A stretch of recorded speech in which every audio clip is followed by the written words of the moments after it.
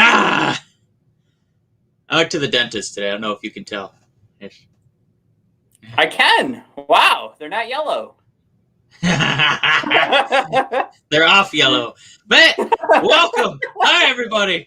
It is another exciting episode of the Brothers of Discussion. Yeah. We're going to be talking JR body shaming. Not, the topic of who JR is talking about. We're going to body shame JR's body talk. Yeah. Yeah. We're going to talk about The Rock finally getting his big break. Again. Not just his TV show, but he's up for president again. Oh, boy. Matt, we're going to talk about wrestling, trying its best to rescue Valentine's Day. Yes, from the clutches of babies with bare butts and wings. Thank you, wrestling. We get to see oiled men in tight pants and butts. All right. Man, we're going to talk the Wednesday Night Wars as we do every week. It's our favorite thing. This week was a heck of a battle. Both shows really were gunning. We're going to talk former WWE stars headed to the Supreme Court to talk brain damage. Woo! Woo! Some implications on that one. And, Matt, we're going to talk the chasm. That is the Nia hole jokes as it widens even further. My God, WWE writers are doubling down on their holes. Matt, that much more in a tight, concise show with probably slim to none sidetracking events. Matt, we're going to stay focused. No way we're going to get off track on this episode. How are things at the Casa de... We don't know your boy's name yet. We're going to call him Little Mike. Matt, how's Little Mike doing over there? Well, our parents... Oh, you know what's funny? That didn't even click. Yeah, Mike. That would be funny. Oh, that just goes to show how little sleep you get when you have a kid. But our parents have been calling him Finn because early on we were thinking we were going to have a son and a daughter, and we were going to name them Finn and Ray. And we thought that would be really cute. We did go with Ray as our middle name for our sweet young lady. But yeah, you can just keep calling the new boy Finn. And if you do that, I'm not going to slip and accidentally say, little Franklin. You've really. It's not Franklin. I know. That's a stupid it's Parker name. Bourdeaux. Really? Okay. Matt, I got to tell you. We're going to go with Parker or Brock. You can't decide. You got to give us the real name soon because very quickly your son's name, it's going to be a lot like Baby Yoda. And whatever you call him, we're going to be like, yeah, whatever, Finn. Come on, Finn. It's Grogu. Okay, Finn. You're Finn now. Trust me, when you hear his name, you're going to have fun with it. I'm already having fun with it. The problem is having too much fun because then I want to say it. And like when our parents come over to babysit little baby girl, I'm always like this close to throwing it out there. And that I'm not concerned about our parents learning the name. I'm concerned about the thrashing I will receive from my wife. So we did have a wrestling baby reveal this week. Cody's gonna have a girl. Woo! Yeah, all whole everything. Wrestling plug. I love it. Thanks, wrestling plug. Oh, you changed your logo back. I thought that new one was pretty sweet.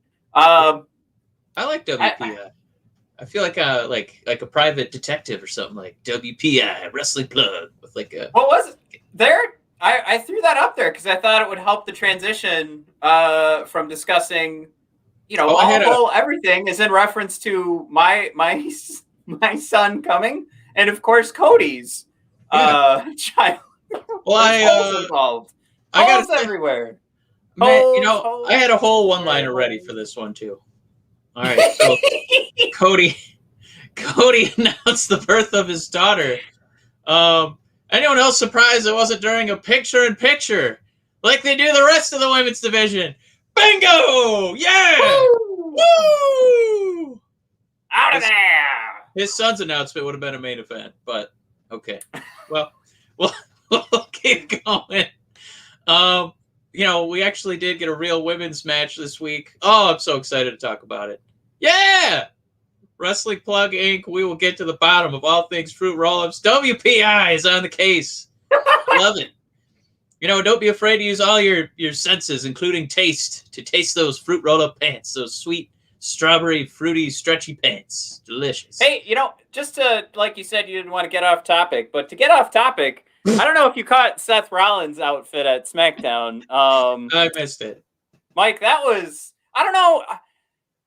It could be a fruit roll-up, Mike. It was like black. It was a black leather suit with a black leather shirt. Mike, wish he had done a white tie because he would have looked like a delicious, tasty, super manufactured. So it had to be this Hostess cupcake. I thought he looked so slick, little swirly shiny. Light. Yeah.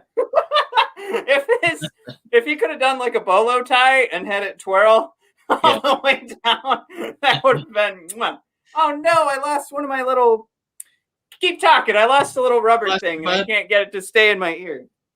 Yeah, I like when the wrestlers have outfits that look edible. That's why Nakamura's doing great in our hearts. I'm really excited for Seth. Oh boy, Amy Dalton weighing in. Rollins was pleatherful. Love it. I like that because you were saying edible, and the pleatherful just also continue. That just rolls right off the tongue as well. And her new image is fire, by the way. Yeah. Literally, yeah, Amy. We're digging that new profile picture. That was sweet. And then, of course, blackberry fruit roll-up suit, Rollins Messiah of lunch snacks. I like that a lot too. We should do a thread on, and we're going to give this away to somebody else who's got the time on Twitter right now. But we should do a thread of pro wrestlers in snacks and just do Nakamura as fruit roll-ups. We're going to do Seth Rollins as a Hostess cupcake. I'm going to say Otis is a bag of hams. Classic snack. I don't know about you, but the day after Christmas, I'm carrying around a bag of hams, so I'm all for it. Do hams come in bags? Do you have to?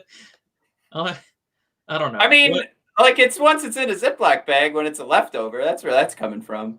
All right, let's stay focused here, man. We're gonna stay focused. All right, Matt. This past Valentine's Day, not my favorite holiday, but wrestling did its damnedest to make it palatable. Matt, I'm gonna give you 3 minutes on the clock here. I want you to sell me on how great Vengeance Day was. All right, you are on the clock.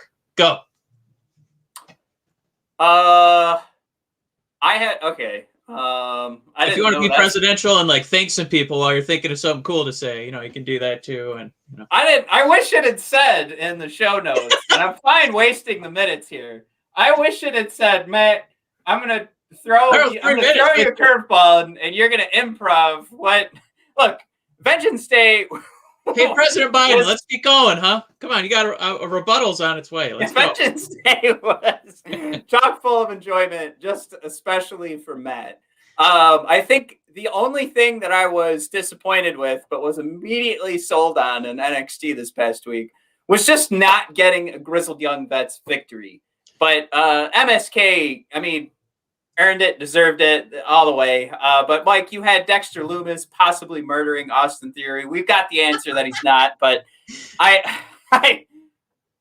for me personally, that was probably number one moment of the whole night, despite there being just out of this world wrestling, including another, how many times have we put down Finn Balor and now he's in NXT just coming up with match of the year after match of the year after match of the year. And, I can't not be excited about Dakota Kai and Raquel Gonzalez. But, Mike, the end of that night, I would say, and I put it on our YouTube page, there's a video you can check out about the Undisputed Era breaking up in 5 different ways. Some crazy ideas I came up with that this could go. So I highly recommend you check it out. If you're watching this on YouTube now, just subscribe. And when we do more videos like that, you're not going to miss them. But go through the channel. You can see what I put together. We can even talk about those ideas if you want, Mike. But basically, the way I started that video, Mike, that could have been easily one of the biggest NXT TakeOver endings I think we've ever gotten. Because you got a finish to that match. You got, it wasn't anything where you got this huge news of Adam Cole super kicking Finn Balor and Kyle O'Reilly, and it ruined the match. You got your match. You got your A+ match, your 5-star, whatever you want to grade it. Those two put on a hell of a show. But then you got one of the biggest stories, I think, in NXT history, right? I mean, one of the other big ones was when Undisputed Era arrived. So I have no problem saying that this is another huge storyline that they're gonna put together for us. We're still seeing all the different elements of the recipe that are being put together, but destroying the Undisputed Era is something that just was so out in left field for me, because what I saw was a new Bullet Club forming that would compete directly for about 2 seconds. That's what we thought. And then Adam Cole super kicked Finn Balor. Then he super kicks Kyle. And Roddy is just completely distraught. That'll be a moment. I might just fast forward to the end of that show just to watch that happen over and over again, because of Roddy's reaction, because he was all of us. He was the fan. Oh, right, no. I actually went 3 minutes? That felt like 5 minutes. Jesus. It was like 3.5. It was like 3.5. So, Matt, I'm just going to say that I've been, really focused on AEW. I haven't watched as much NXT television as I should have. And boy, do I regret it. Vengeance Day just, it's like they watched WrestleMania 3 and watched people blab about it, 20, 30 years later, and they're like, man, that Macho Man Steamboat match, what a humdinger that was. And then every time they produce an NXT pay-per-view, they go, what if we do like 4 Macho Man Steamboat matches? Huh? Let's book 4 of those bitches. Yeah. And then here we were again. The tag team matches were excellent. Io Shirai and, oh my God, Mercedes Martinez. Toni Storm was so hot the table broke on its own. My God. Kushida and Johnny were just doing, spinning plates on top of each other, exchanging submissions, the matchbook pins, all that stuff was great. And I got to say, every time I watch Pete Dunne matches, I'm just surprised that more people don't just break and say, you know what? I submit. I'm tired of getting my fingers broken. I'm out of this match. Because every time... I don't think anyone sells like a one-off. I don't know what to call it. It's not a hold. It's just kind of a dick move. He just does like a playground busts all your fingers. I don't know how people keep going after that. I would just lay down and give up. My thing is, I watched that happen, and it's like a magic show to me. I'm leaned in, always trying to figure out how the heck does he do that. How does he do it? I want to know the trick. I want to know the magic behind it. It's all in the flex. There's a lot of visual going on. You don't know where to look. You're watching his hands, and the poor victim is really just going like this. If you look at the other side, just whoop. But oh man, that's like your dad stealing your nose. Like you're still trying to figure it out. 30 years later. That's going to be us watching the WWE Network when we're 70 years old, Matt. But yeah. I'm going to just hop on your coattails for one quick thing with the Grizzled Young Vets. No, they didn't win the tournament, but I think you could arguably say one of NXT's strengths is they try to get everybody over. And MSK got the win, so they get the Dusty Rose. They get to hold that beautiful golden cowboy boot, monkey butt ugly trophy. But then they still got to use they still got to get themselves over by getting just a shred of microphone time. So anytime the Grizzled Young Vets get to use a microphone, they're over. So in essence, 2 teams got over while only one actually got a victory. So I think home run once again. Matt, I can't wait for next Valentine's Day. Boom. 3 minutes. I feel like we should both try and book what Dusty would have preferred as a trophy. Like a big old ugly monkey butt. Do you want a golden monkey butt? Whatever you do, darling, don't you dare use them damn stupid boots. I don't want to see that shit anywhere around my name. You know what? I was the bane of my existence, Daddy. All times booties. I don't know how you get it done, but I'm the American dream. So give me a nice little cloud right above the trophy. I want to see it puffing. I want to see it hanging from nothing. Yours is American really Dream. strong on the New York side. Yeah, I'm really. There's a lot. I don't know which Rhodes brother that is. That's pretty good. I'm throwing in the list, but I don't have anything else to add to it. You saying it's pretty good. It's the nicest thing you've ever said about one of my impressions because it was. It's always poo-poo. Sometimes we say things. Matt, once again, The Rock he's getting a big break, and I'm not talking about his television show, which friend of the show, Brandon West, said pretty good. So I'm probably gonna have to give that a watch, at least one episode. We watch enough goddamn wrestling. We might enjoy a fictionalized, fun version of The Rock's childhood. But Matt, what is going on? Apparently, he's in the news again to run for president. Matt, don't we have Joe Biden for 8 years? No, because he'll be dead shortly, and it'll be. Here's the thing. This is what I wanted to ask you. Yeah. Like, Kamala, I'm guessing will be president soon, within the next 8 years. If this was The Rock versus Kamala, in 4 years, because Joe dies, Harris takes over.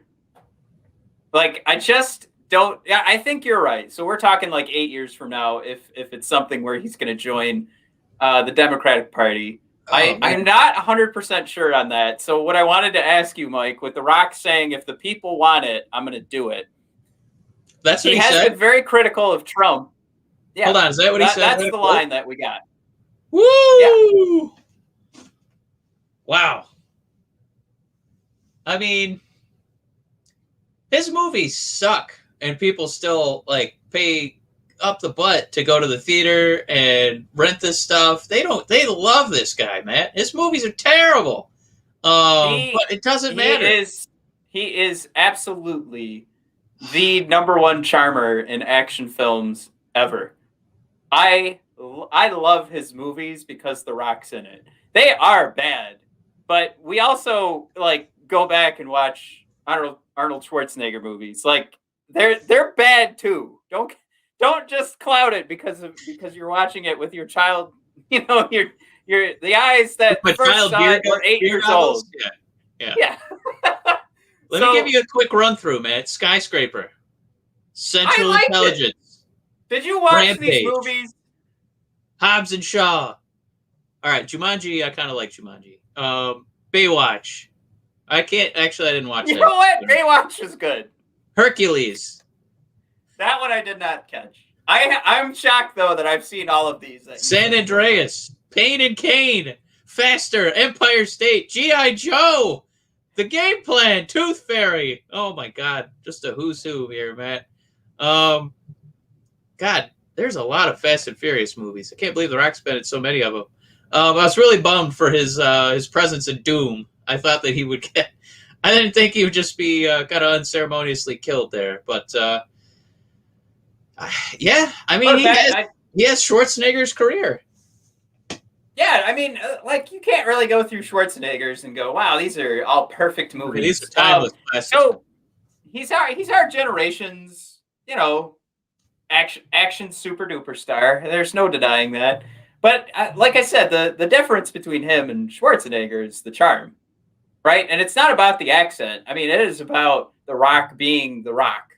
There's a reason that he's got a TV show on right now, and what that TV show is about. Like, it's like, I don't know. Here's the thing. This is what I wanted to ask you, because I'm not sure if I could continue to vote the way I should vote. I was going to ask you who you would vote for if it was The Rock versus Kamala. Because I'm not 100% sure that he would be a part of the Democratic Party, and he hasn't necessarily come out and said what he would do. I think it would be pretty stunning news to see him go on the other side. I would probably still vote for Kamala. And I think it would be a moot vote, because I think as soon as The Rock declares, there's going to be a lot of people who've had pretty quiet voting records coming out of the woodwork, to put their bid in for the hero of Hobbs and Shaw and Fast and Furious 9. Because, we've talked about this where some of our favorite people, talking heads, Neil deGrasse Tyson among them, why don't we just get the best people to run for president? Why is it always politicians? And his thing was, why don't we just get the great minds of Earth, or at least the United States, and let them kind of jockey to be the leader? And Matt, The Rock is a positive influence. He gives back to the community. He impacts lives positively everywhere he goes. For me, I have a bottle of his tequila sitting in my dining room. He's brought us a lot of joy. These are the thoughts that are going to go through your head while you're in the voting booth. Oh, man, what a lot of deliberation it's going to be in that voting room, let me tell you. We need to keep the line moving.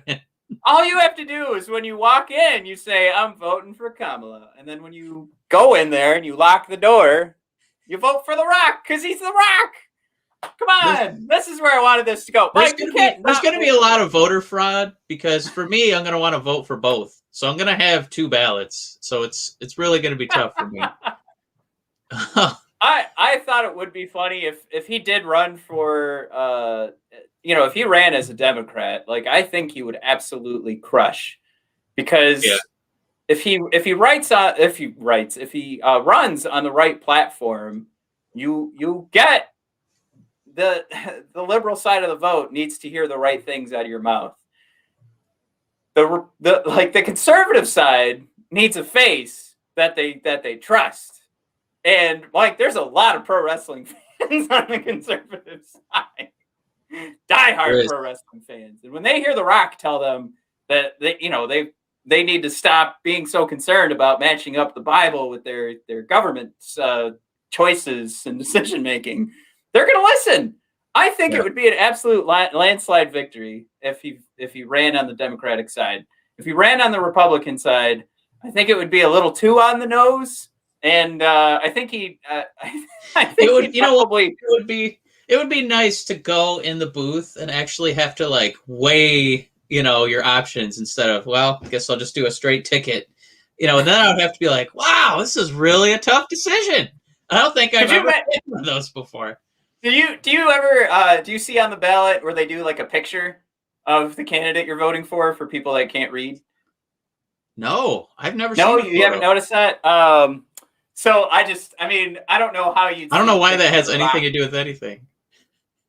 Huh? Why would a picture of their face matter?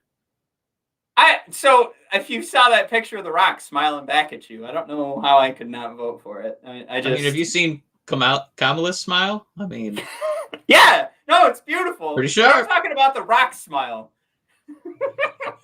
Mike, that big Hollywood toothy white bleached teeth smile. Woo! Mike, you know that we've had conversations. We've had conversations outside of this podcast about the safest a grown man can feel is if The Rock wrapped his arms and legs around your body and whispered in your ear, "I got you."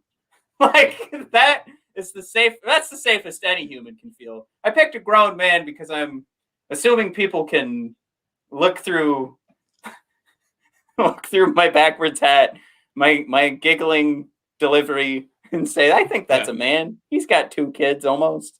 But yeah, like we used to talk about that because we were so charmed by The Rock. So I get what you're saying. Yeah, I guess Kamala Harris is the one I'd rather hang out. Yeah, all right. Let's be politically correct. Yeah, I guess. No, it's going to be incredible news if he actually runs. And it'll really be a tough day in the old booth for the Brothers of Discussion. Matt, we got to bring it a little serious here. You had a note here that former WWE wrestlers are taking their brain damage cases to the Supreme Court. What do you got for us on that one? Yeah, it's actually quite odd to read. This was something that was reported by ESPN, but of course, you know what? I take that back. That was just an Associated Press article that they're posting, so it's just okay. Everybody's got the same story. I shouldn't say it's reported by ESPN. Anyway, it's just odd to me what's going on because when you look through the names of people that are involved in the lawsuit, and this is through the Associated Press. the 9 names that they mentioned are all dead pro wrestlers. And so part of the association that the group that's actually running this litigation is like, that's part of the assessment here is what did pro wrestling do to one's brain, and part of the people that are suing are now deceased. So there's going to be more news for this coming out. I think it's just something that should get attention from our community, because it's one that I think if the WWE stood up and took some responsibility for a business that definitely did a lot worse in regards to protecting brains, but still doesn't do a heck of a lot. Like, they could do more. And we're bad. We're terrible people for watching it. And here we are, like, I'm bringing it up.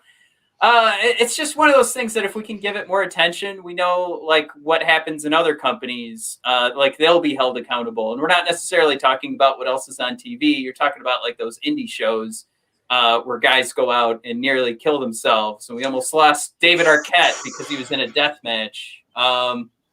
We have not seen the end of death matches either. Right. We just got Moxley and Omega announced on Dynamite.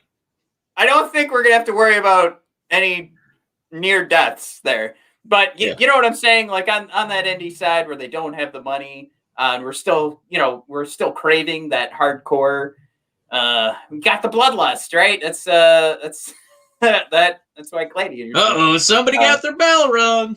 It's like, my brain's bleeding.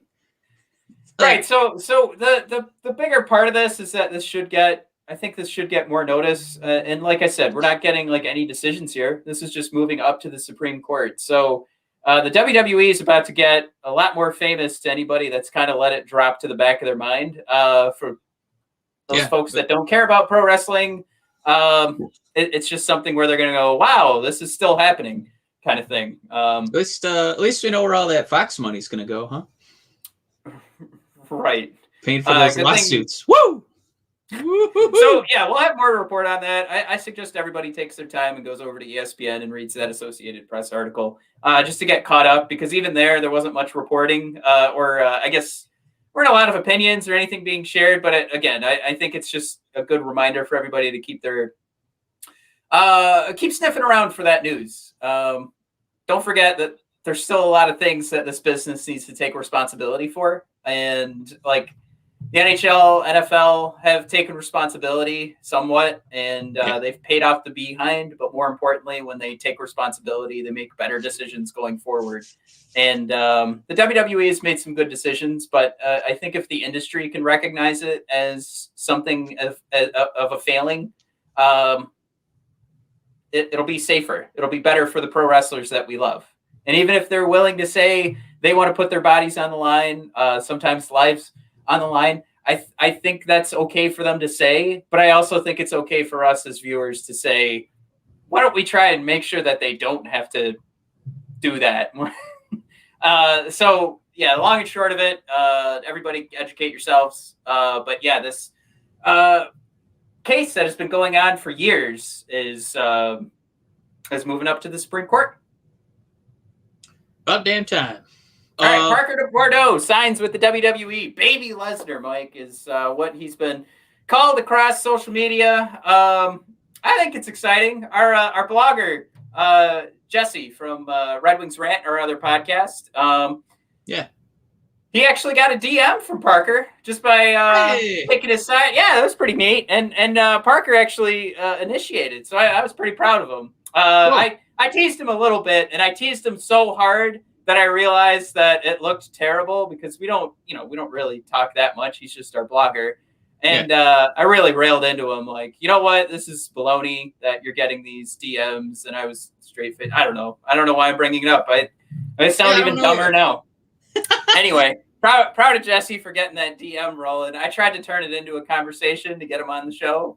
Not getting anything from it, but Mike, he's a beast. And if this goes along the same lines as Brock Lesnar, we better goddamn get a father-son story out of this, because I don't know what else. I don't know if there's any other reason you bring this guy on board because you've got Brock Lesnar. Sure, he's aging, but take advantage of the one storyline that should come out of this. Father-son, Brock Lesnar, Parker Bourdeaux. Well, I think the other possible storyline is that he is the son of Scarlett Bourdeaux. So I'm really excited to see how that turns out. Matt clearly. Maybe there's a whole Karrion Kross infusion we can get there. Love triangle there, and they can fight for the love of their beautiful bouncing baby boy. Speaking of bouncy boys, JR, Jim Ross, as he's known on All Elite Wrestling. Man, is he driving me nuts. I think Tony Schiavone and Excalibur do a really good job of consistent, authentic enthusiasm every single week on Dynamite. They seem prepared. They're professional. I honestly feel like I'm in a time machine because it doesn't feel like Schiavone's aged a day. He's a lot like Bilbo Baggins, where you haven't aged a day. And then there's Jim Ross. That guy just can't stop focusing on like the look or in this week's episode, the weight of some of the women on the show. And it never feels like the focus is on their aims, their goals, what they want to do in the company, their ability to entertain. It always feels like such a vain, exterior only assessment of what's going on in the ring. And for some reason, Matt, we were treated to maybe AEW's, it's got to be like top 5 women's match that company's ever had. And it was just a first rounder for that tournament to see who's going to eventually fight Shida. And it was Riho doing battle against Serena Deeb. And my God, they actually got time that was crisp. There weren't any, weird botches or, because I know that they have been trying to trot out, some people that they're excited about who are a little bit more green. And then because the women's division gets so little presence on the show, it makes people think, oh, their division doesn't know anything. And it's not that. They don't get time. They don't get opportunity. They don't get reps. And then they put in these two, women who are so polished, so experienced. And they put on a show that, it should have been a pay-per-view. It was that high a quality. And for some reason, Matt, just I don't understand if they're just letting, JR go off the cuff. If that's part of the script, to sell that this is a real underdog match with, Riho coming back. This is her big return. But we didn't get any of that discussion. We didn't get any of that from, who should have been the color commentator. All we got is she weighs 98 pounds. Matt, is there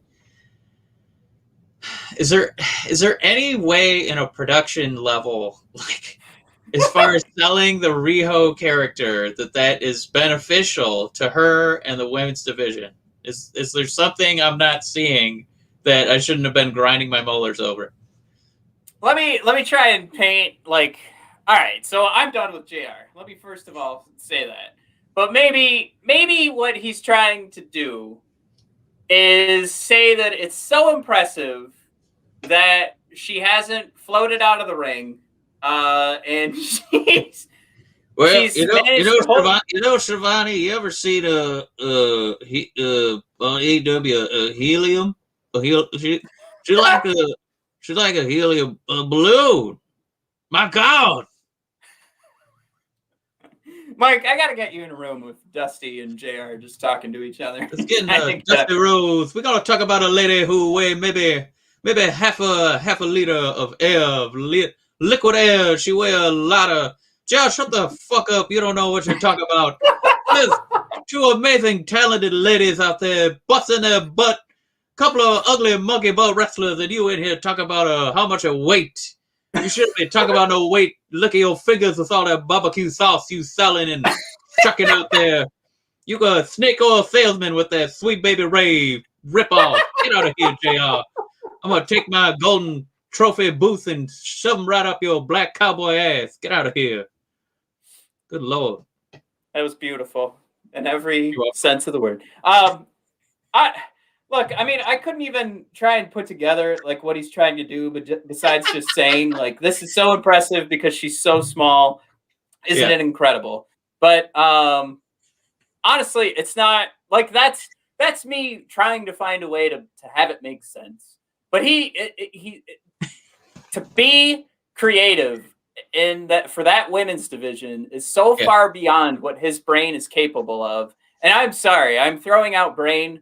The fact of it is that we don't owe a guy who's asked to talk, who is beyond that capacity. We don't owe him anything. He could stick around and collect a paycheck. That's fine. But he's doing no service to this division, to a crowd of there's a good crowd of people that defend that AEW is doing the right thing by this division when they absolutely are not. So part of his job, as it's always been, as he likes to tell everybody that there wouldn't be a Stone Cold without him, part of his job is to continue to build up these superstars when he's on television. And if we can hear him doing it with the male roster, and he actively fails the women's division week after week, along with the production crew, honestly, like you mentioned, every week. You summed it up beautifully. Like, the Stone Cold. You're right. That does help build Stone Cold. So when all you do is talk about, she weigh 98 pound Excalibur, that doesn't sell shit. That is shit. That doesn't sell the character. That doesn't add to her story. You're 100% right, Matt. And I gotta think that somebody in the back is cringing just a little bit, because not only do we get that, all right, okay, maybe we're gonna make the argument, right? Okay, she's Riho's a slight of build, right? She's not Viscera out there. Got it. Okay.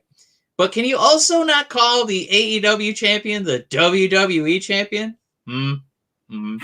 How about that? We bought you a shirt with your jobs. It's right there. It's got your logo on it. Shani's wearing one. Excalibur. I like that. Look to the man on your left. All right, now look to the man on your right. Now, what's on those guys' shirts, JR? Is that fucking WWE? No, I like that two of the letters. When he said it though, on the Titantron, big old AEW right across. I'm sorry, I didn't take it far enough. Look to the man on your left. Look to the man on your right. Look at the big fucking screen, Jim. What is up there? It says All Elite Wrestling. God damn it. I know. It reminds me of when we saw Van Halen a couple of years ago. And like for the most part, like Eddie and Alex and Wolfie. Well, Wolfie's in there, for what's his name? Michael Anthony on bass. And then, all the down Panama. Like you're let's get on. Come on, David Lee Roth, you got it. Panama. It's okay, man. It's over. It's a wrap. That's just it just felt a little off, and this offness has just continued every week. So we had to get it out of our system. Matt, we got 2 big segments left. Our favorite thing, Wednesday Night Wars. And we got to prep people quickly for the match where you slam people into steel. Unforgiving steel. My God.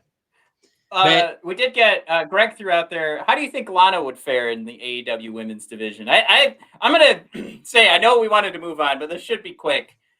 I think at least to AEW's, to defend what they're doing, they are focusing quite a bit on pro wrestling. And I think whatever Lana's been able to do successfully hasn't really been in the vein of, the talent is very green. So I don't know if she'd crack Dynamite. I think she'd get a lot of dark AEW dark. I think she'd get whatever they do behind the scenes to prep for AEW dark. I didn't really have a joke way of taking this, but I don't think it would go good. I'm going to say that she has improved vastly. I know that it's kind of, dependent on her dance partners, because she's looked good against, like Asuka, who's, been helping her along and, helping get good matches out of her. But she didn't completely embarrass herself, in matches against Nia Jax recently. That table match was almost watchable. And I think if she did enter AEW, no, she's not, as great a wrestler as Serena Deeb or Riho or, the Doctor. But I think she is really charismatic. I mean, she got over that whole, ravishing Russian character. We do love Rusev, and, Miro is, his own dude, and he definitely gets himself over. But I think part of that love was, Lana's efforts. So, she's really good on the mic. She's got the look. I think she's got the confidence. I think she'd be fine in AEW. I wouldn't be booking her to be the champ. I don't want people walking out, like when Enzo became Cruiserweight champion. But I do think that she would have an important spot on that roster. I do think that she would be able to succeed. Yeah, let's get into the Wednesday Night Wars, man. This was tough. I thought AEW was stacked. This is one of my favorite episodes in probably about a month and a half. Yeah. And I saw what was going on NXT. I was like, oh man, this is going to be tough. Looking at the cards, Matt, just doing a quick eyeball. Do you think the NXT won this week? It's tough for AEW to take it, but I know I'm okay saying just from the start, just to get the ball rolling. I'll take the loss, even though I'm pretty confident in what happened this week. Right. Just so we can get the conversation moving. Let's get it moving. Well, that means you get first. to bat lead off. Yeah, moment number 3.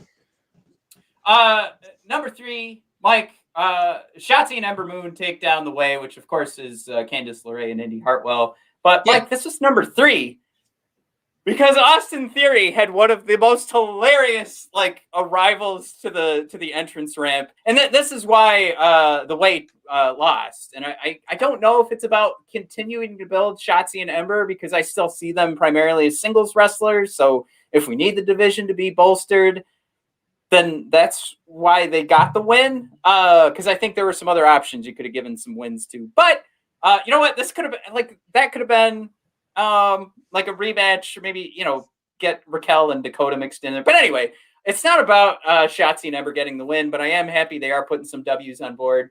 Mike, they started this segment by reminding us of the beautiful Dexter Lumis moment of stealing Austin Theory away. But then Austin Theory made his triumphant return. And again, this is number 3 because it was also a fun match to watch. But Austin Theory comes out in this cut-off shirt, short shorts, and he's jumping in the air when he realizes that he escaped Dexter Lumis. And the embrace from Johnny Gargano was, it was absolute gold. I've been pretty down on the Way, and yeah. I wasn't quite sure where to put my finger on it. But this was an absolute great way to tell me, all right, this really is goofuses that are run, goofuses that can wrestle. I think it's just tough for Gargano to really pinpoint what he wants to be promo-wise. But if he can be a goofus, I'm 1,000% on board. We've said it a million times. Give me the comedy acts in pro wrestling. I think it works. It works on me. And Dexter Lumis pretending to kill a guy, that's... Just a little slapstick humor. All right, Mike, number 3 for AEW. Oh man, yeah, Jeffrey Dahmer. He was the Benny Hill of his time, So this was a stacked AEW. So my God, at moment number 3, the Young Bucks defending the tag titles was moment number 3. Jesus, against Santana and Ortiz, who, Sammy Guevara left the Inner Circle. And I think a lot of us were kind of this was Santana and Ortiz's time, because I'm tired of them being in the background. I'm tired of them being on the coattails of Jericho, who's excellent. But they're one of the best tag teams in the world. We kind of want to see them get back to what they do best. And luckily the referee, attempted to get rid of the Inner Circle so we could actually see these teams wrestle. They did not let us down. This was, about a 15-minute match reminder of what badass motherfuckers Santana and Ortiz can be when they're not worried about, the drama with, Chris Jericho being, quote, the tag team slut. Yeah, I mean, there was just incredible spots by both these teams. They never felt like spots. It just felt like a natural progression of, well, we got to keep escalating our offense if we're going to win this match. And the Bucks are like, we got to keep escalating our offense if we're going to defend these titles. Like just that snowball, from the little handful of snow into the abominable beast that the end of the match turned into. And Matt, this is the second time we're going to reference Steamboat and Macho Man. It ended up on a roll up, and it just felt like, ooh, this is a rubber match, but we know there's more to come because we deserve basically a 60-minute match out of these guys, and they would be able to pull it off and keep the interest of the fans just glued to the TV because they're so talented. Oh, this was moment number 3. Stunning. It really is incredible, too, to just know that this wasn't anything that for weeks that we knew it was coming. And it can still just toss that together. Two of the best tag teams in the world. Just throw it, whatever. Random week. Boop, toss it out. All right. Number 2, Mike, for NXT. This is really tough because there was a really great promo this week from Pat McAfee and Kyle. And I wish I could give a lot of time to them, so I'm just going to say it was really good. But, Mike, we got a Kushida hoverboard lock on Tyler Rust for the win. I think this is one that, I feel like my number 2 every week is always, a great wrestling match without a ton of story. But this one, you had Malcolm Bivens ending the match for Tyler Rust. And it was something that I just want to see what happens next because Rust and Bivens working together seemed odd at the start, and now they're going to start. This is going to create some animosity between the two as Bivens is managing Rust. But this is just such a great match from Kushida, and what was going on before was just some great mat wrestling, great counters to different holds and locks, and Rust actually got on top of Kushida that he then rolled into a hoverboard lock. So after a few seconds of holding that, he rolls it up.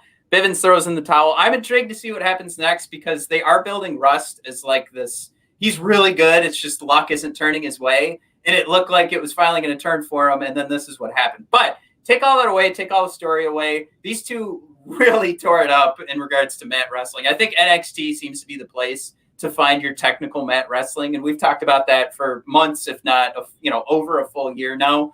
But that match was probably match of the night if you want to look for something that was pretty technical and, very impressive from a lock, hold, and counter perspective. But yeah, give me that mixed in storyline. Boom, number 2. Mike, you're number 2 from AEW. Man, yeah. Moment number 2 was, it was Butcher and Blade teaming up with Eddie Kingston. Going up against Mox, Murder Hawk, and Ray Phoenix.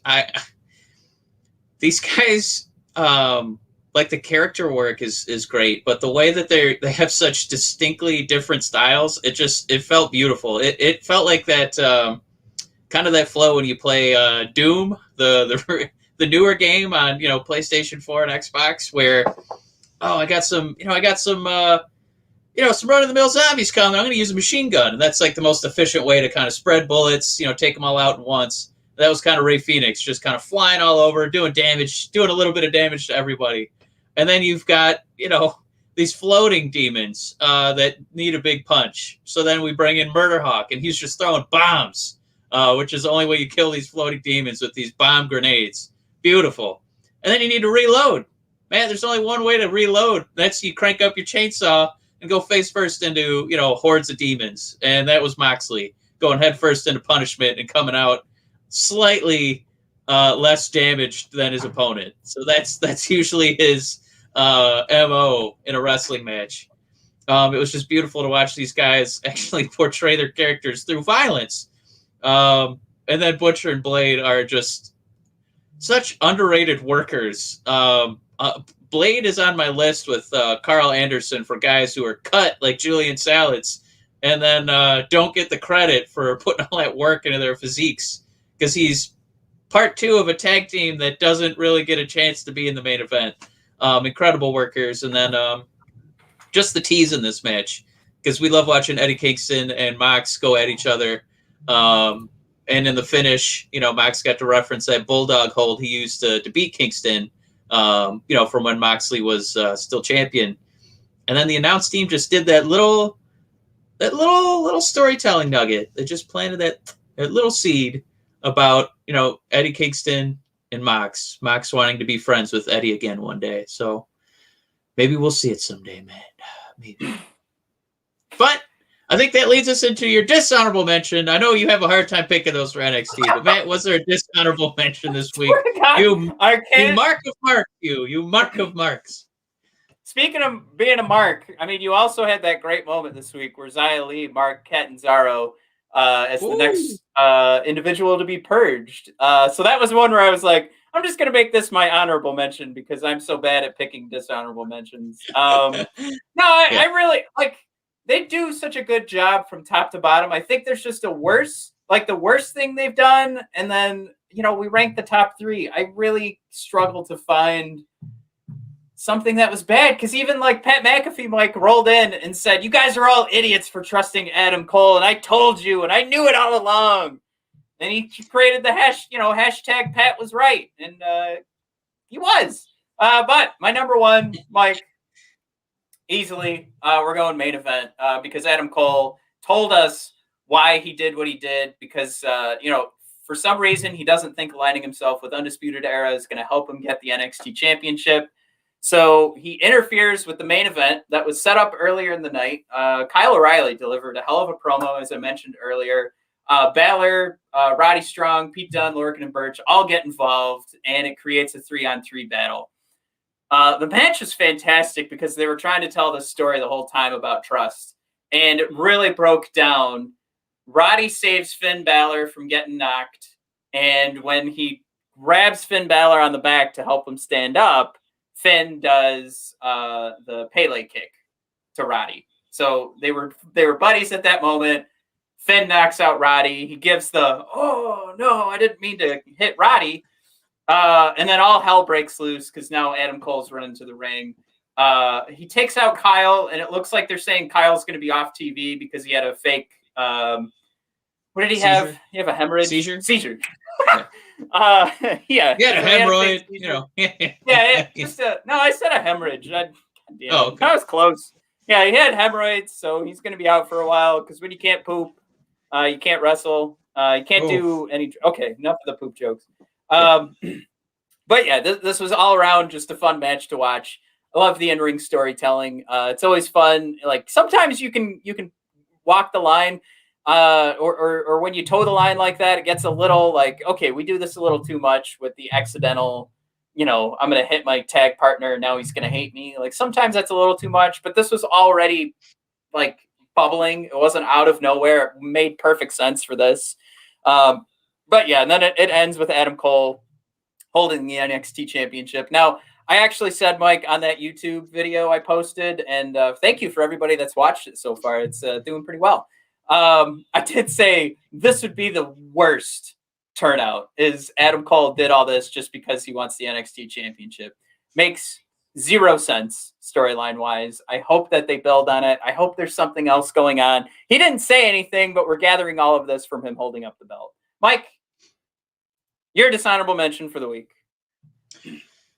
Well, it was a scary moment, Matt. I haven't been this nervous for the health and safety of a professional wrestler since I watched Bubba Ray Dudley powerbomb Mae Young through a table. Matt, Sting dropped his bet at AEW this week so he could take an ungodly bump from Brian Cage.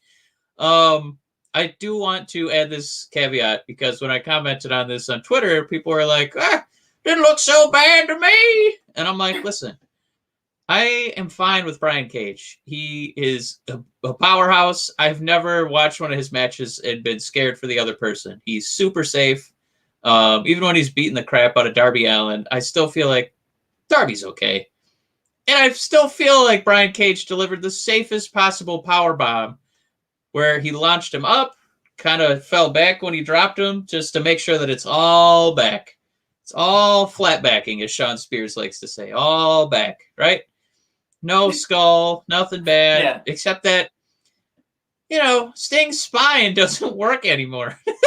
And after that bump, I know it was for the camera, and they, positioned the camera. They were planning this. It's a planned spot, but still, he's an old man. We've seen him break very recently. That's the last time he took a bump. Yeah.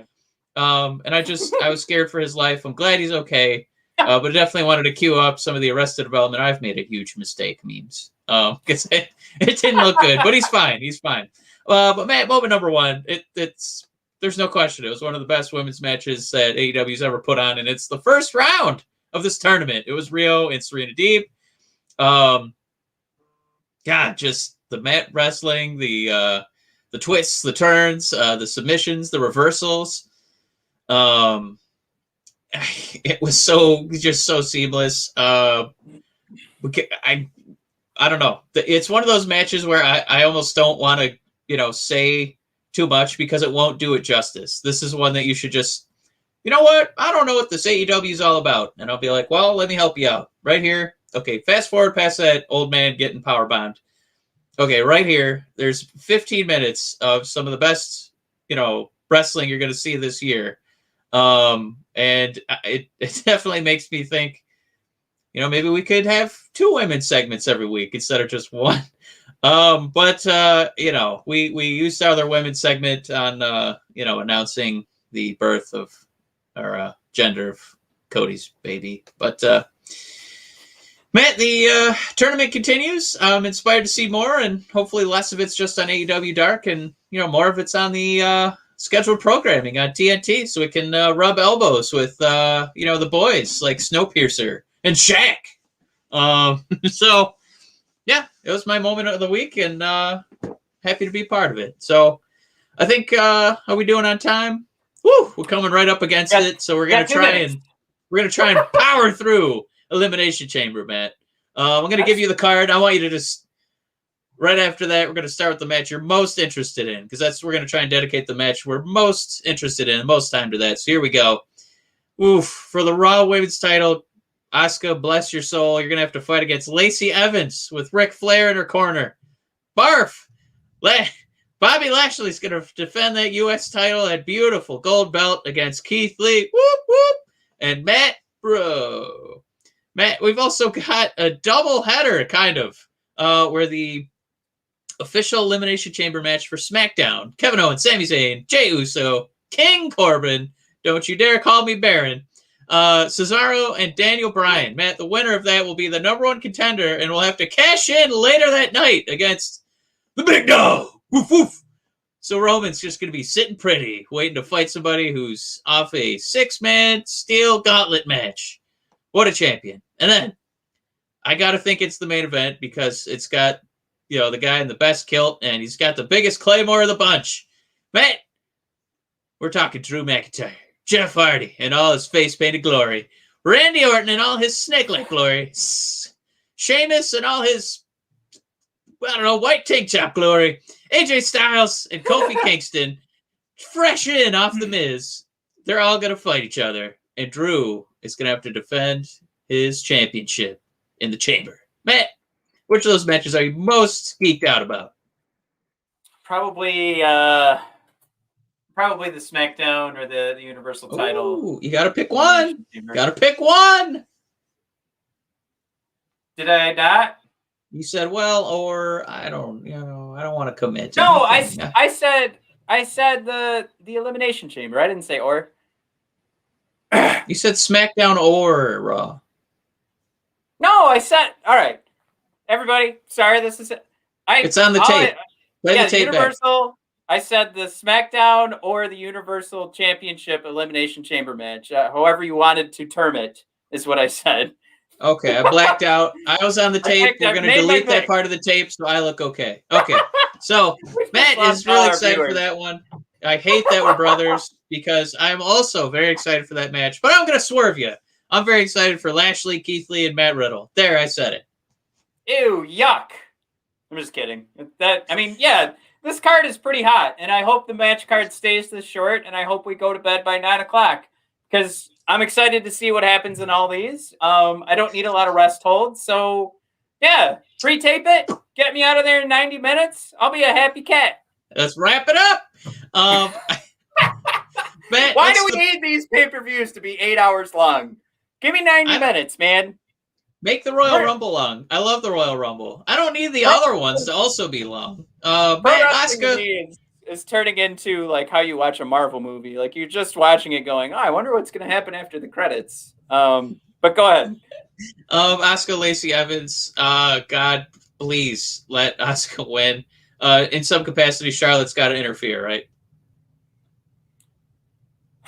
Yeah, it's kind of gross that Asuka needs Charlotte interference to defeat Lacey, but it is for the pardon. Does this? I mean, she announced she was pregnant. Like, how do we reconcile that with her baby bouncing around in the ring? She might do the baby finger poke of doom. I don't know. I'm a little scared. Yeah, I think you're right about that. I think Charlotte's going to come in and interfere. It's obviously put together with no Asuka thought put into it, which is super sad because she's, I think, cumulative. Always smart booking when your champion is the third wheel. Is it smart or is it the laziest thing that they could do? Because they're just they can't think of a way to make Asuka. How about one of them's pregnant? I know. Let's get Ric Flair involved. Yeah. I think he hooked up with one of the ladies. Storyline wise, that's why I'm not interested in this match. But you can't not get excited once Asuka's music starts and she comes out there. So there's definitely that element. And she's one of the best wrestlers that's ever lived. So at least we get another Asuka match. We'll just try to enjoy Asuka. Matt, Lashley, Keith Lee, and Matt Riddle. I'm getting too excited for this because I have a feeling. Not a feeling. I want Matt Riddle to win. I know it's not going to happen. I know that this is Lashley's time, but I'm just thinking maybe, if King Kong and Godzilla can beat each other up for a little bit, and then Mothra can just kind of swoop in, get a cheap victory, and then just float away off in a monster island. I will be a happy man. I said it. I'm picking Mothra. Okay. There's only one way that this... Was that a sigh or was that... I mean, it would be kind of neat, like, to give Keith Lee a win. I would say, though, that I just want Lashley to continue to dominate. I feel like he needs to be built up. There was a rumor I saw about him facing Brock Lesnar, so maybe that's how you get the title off of him. He beats Brock, and then he's in the championship conversation. He's a believable winner over whoever's WWE champion. All that thrown together. I still think Lashley's walking away with the victory. I didn't know about the Lesnar rumors, so that actually probably does mean Keith Lee could be pinning Matt Riddle, and then Riddle will just start feuding with Keith Lee going forward, and Bob will, fight Brock or something like that. It's not that far fetched. I can see it. We'll do the next one the next one that we're kind of excited about. Not as much. AJ Styles, Kofi Kingston, Drew McIntyre, Jeff Hardy, Randy Orton, and Sheamus in the Raw Chamber. We know Sheamus. He's coming out last. He's gonna beat up Drew McIntyre. I don't know. It sounds like a nightmare idea to have Drew leave without the belt because he's our hero. But I mean, like it just kind of feels like there's too many. We've done a lot of pro wrestling recently where we've said, I don't know, anybody can win. I'd be happy with it, and it's because of actually there's good booking. Mike, this is too many names where it's like, God, I don't hate him, but hopefully he doesn't win. And then there's one name where I'm like, pin him first, get him the fuck out of the ring, which is Jeff Hardy. I was gonna guess. I don't. Again, the guys I don't hate, but I kind of don't want them to win. It is Kofi, Randy, and Sheamus. I think it would be kind of neat to see what happens if AJ takes the title, because I think he's a guy that should be holding a title at all times. All times. Why does that not sound right? All time. Hey, it still says we're talking number one AEW segment. Damn it. I'm a bad production person. All right, where was I? Yeah, I guess I like the chaos of it, but I think AJ also has his bodyguard around, so I don't know if that's going to make for a clean WrestleMania match. I don't know. What makes sense is Drew McIntyre takes this or Sheamus takes it. But I really only want Drew McIntyre walking away with it. Mike, this might be one of those instances where I love Drew so much, it's going to be really hard for me to justify him ever losing the title. I know. When you mark hard. I don't even see Randy participating. In some capacity, I think he's just going to get sucked into hell by the Fiend. Jeff Hardy has a 0% chance of winning. I like the Sheamus story, but I just want the one-on-one with Drew. And honestly, the way AJ Styles is, not had the most glamorous WrestleMania resume. I mean, people did like, and we liked it too, his match, the Boneyard with Undertaker. But I think it would be cool to kind of pad that resume with something against McIntyre. And I think that Drew and AJ really could, bring the house down. So that, I think, and we're always trying to find some way for Drew to have an obstacle that's tough for him to overcome because he's been booked so dominantly. Maybe it is AJ and Omos. So I'm gonna actually, if we're gonna pick an upset, I'm gonna pick AJ. So yeah, you just, us being brothers ruins everything again. Yeah. Drew. Sheamus is going to probably take it, and I'd love AJ to win as well. All right. Hey, Universal Championship Elimination Chamber. Mike, remember what I just said? Yeah. Mike, I don't even mind if Baron Corbin wins this thing. All of these are going to be awesome. I think what makes the most sense is probably just Kevin Owens thrown in there again, right? Like he's going to win. Like he's going to persevere because he needs another fight with Roman. Sami Zayn would be fucking amazing. I would absolutely love and adore Zayn versus Roman Reigns. Daniel Bryan would be an A+. Cesaro would be an A+. I mean, Corbin would be the only one where the next match against Roman absolutely is nowhere near a 5-star match, but it would still be kind of funny just to see the chaos on Twitter. And then Jay being involved too. There's the fun in that where it's just he's going to lay down at the end of the night for Roman, or we get another Uso interference and they try and take down Roman, which isn't successful. That would be pretty sweet. Like if they're trying to Uso Mania. Yeah, if they're trying to pull back or God, what's the word? Like they're hiding in plain sight just by agreeing with Roman, and then all of a sudden, boom, they really come at him. Now, Roman still wins that, but that could turn into something really cool, where if they can't do The Rock trying to fight for the honor of the family, maybe both the Uso brothers are in a handicap match against Roman. Ooh. I think it sounds silly for WrestleMania, like when you first hear it, but those three, I think, would put together a hell of a story, especially with Paul Heyman's help. And I have all the confidence in the world that would end up being like a 10-star match. Like those, how many times have the Usos put together oh my God, that was one of the best tag team matches I've ever seen. And picture them working together for the Universal Championship match against the guy that we were, supposed to hate or weren't supposed to hate. And we did. And now we're supposed to hate him and we love him to death. Roman Reigns. Book me that WrestleMania because I think that would be a hell of a match.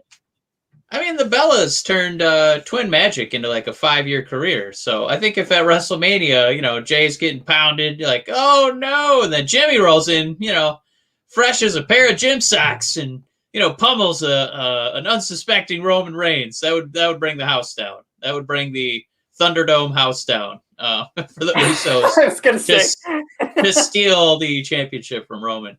But yeah, I think you're right on the money that basically anyone in this field would be pretty exciting. The least of which being Kevin Owens, if only because we've kind of been saturated with the possibilities, of that. And Kevin trying and failing. Right. I think the only way his would be interesting is if he finally overcomes Roman.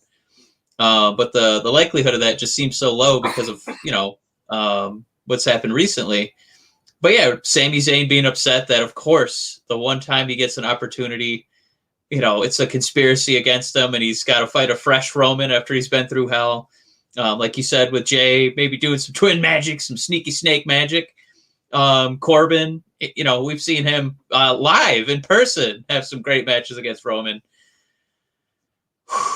But I don't think it's going to be Daniel Bryan. I was just reading that he's now, he gets to help book shows. He's part of creative now.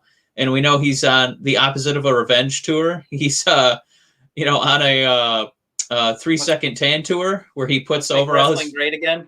Yeah, he's putting over all his favorite guys.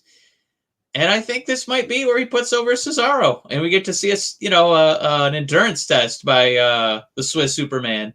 And finally get to see him have a, real championship match against Roman. And it's going to be a shame because there's nobody there in person to cheer for him. But I'm picking Cesaro. I'm picking the Swiss Superman to ultimately, lose to Roman. What's really sad is Cesaro almost has to lose early in this, because if it's Kevin Owens and Cesaro at the end of this, because they want to book Cesaro as far as they can without giving him the victory, like they so love to do, it's going to be so heartbreaking to see him be the second to last guy. Sami Zayn, he'll be out quick. I think it's possible that if that plan that I talked about with the Usos isn't a thing, then he'll, they could, I don't know, triple, however many guys are out there. What would it be? 5-on-1, quintuplet? Yeah, no, but that's babies. That's when they're babies. Like you double team, you quin team someone, quin team. All right. What about King Corbin versus 5 babies? How much would you pay for that pay-per-view match? Just to see him laughing and punching each baby. I would pay to watch him win or lose that match. I think it would be hilarious. I honestly think if that was a plan that WWE had and you couldn't get it on the network, but you could only do it on pay-per-view, I'd probably pay the $70 for that HD pay-per-view. I'm we have a wrestling Twitter account. You don't want to miss all that GIF glory of Corbin laying out each baby, just punching them. Deep sixing babies. Oh my God. Oh man! Oh my God! Knocked out my headphones. Don't say anything funny. Who doesn't want to deep six a baby? So man, who's your pick to get toppled by Rome? I guess. All right. If I want to just pick this and go, man, I nailed it. Kevin Owens. I would love for Cesaro to win this. I think that would be amazing. Man, brothers, huh? Well, we did the whole card, Matt. We're in under. Just in under an hour and 15 here, if we could get out the Twitter. Grabbing my Twitter. Okay. Everybody, thanks for tuning in. We didn't do any of our stuff at the beginning of the show. But I do, for any Red Wings fans out there, I just interviewed someone that is used to be a close acquaintance because he used to know my first name. We drifted apart. Now we came back together. And he joined us on our Red Wings podcast. He is the 26-year vet for the Detroit Red Wings in their play-by-play, Mr. Ken Kell himself. Super excited to get a chance to speak to him today. Mike, he is now officially a friend of Red Wings the show! Yeah, it was great. We haven't had anybody, Mike, sit down with me for 2 hours to chit-chat post-interview.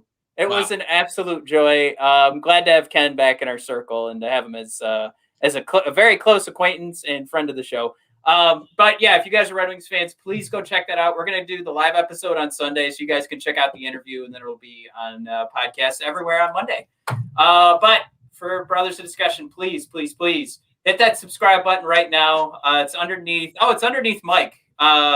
So hit that subscribe button, follow along with us. We want you guys along for the ride because we also have the same level of announcements coming for our wrestling podcast. We're happy that you guys who subscribe now, we're happy to have you along. And please send us more comments. We want to get more of a conversation going. Hey, there we go, Greg. Go Wings! Go Wings! Go Wings! And check us out, bodpodcast.com, brothersofdiscussion.com. We are still hiring for bloggers if you guys are interested. We're in the midst of interviewing right now, and we're going to be adding to the team. So make sure that if you're interested, don't hold back. Let us know because we want to have you. And yeah, you can just go ahead and you can DM us on Twitter. You can DM us on brothers_of_discussion on Instagram. And admin@bodpodcast.com is the old email. You guys can submit your work there, and we'll judge you real quick. If you send us a blog right off the bat, we'll let you know. So that's all the business. And Mike, I think we can sail off into the sunset. Oh yeah, we'll see you Sunday for Elimination Chamber. Oh, that's right. And at BOD Podcast on Twitter if you guys want to listen to our live tweeting. And we tomorrow is SmackDown, so SmackDown and then Elimination Chamber. All right, toodaloo.